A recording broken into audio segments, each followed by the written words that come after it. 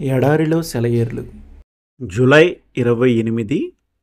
యెహోవా తుఫానులోనూ సుడిగాలిలోనూ వచ్చువాడు. నహుము 1:3. నా చిన్నతనంలో ఒక ఎత్తైన పర్వతం మీద ఉన్న ఒక సంస్థలో కొంతకాలం చదువుకున్నాను. ఒకసారి ఆ కొండ మీద కూర్చొని లోయలోకి వ్యాపిస్తున్న తుఫానును చూశాను. అంతా కారు మబ్బులు కమ్మినాయి. భూమి ఉరుముల శబ్దానికి కంపించిపోతూ ఉంది. అందమైన ఆ లోయ అందవికారంగా అయిపోయింది. తిరిగి దాని అందం దానికి వస్తుందో రాదో అన్నంత మసకగా తయారైంది ఆ లోయ. ఆ తుఫాను కొంతసేపటికి లోయను దాటిపోయింది. మరుసటి రోజు నేను అక్కడే కూర్చొని, ఏది తుఫాను? ఆ తుఫాను తెచ్చిన చీకటంతా ఏది అని అడిగాననుకోండి, లోయలోని పచ్చగడ్డి ఇలా జవాబిచ్చేది.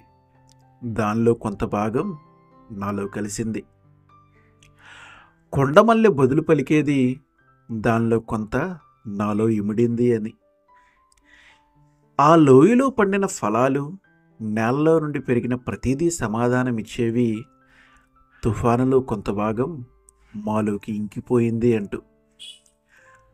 నీ ప్రభువులాగా నువ్వు తయారు కావాలని ఎప్పుడైనా కోరుకున్నావా?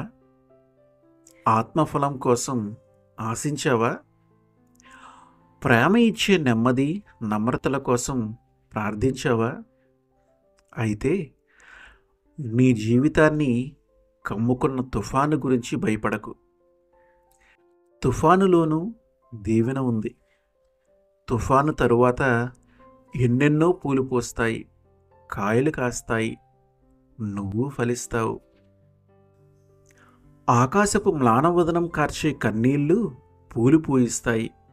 ఏడ్చే కళ్ళు లేకుంటే ఆనందాలు కూడా ఉండవు.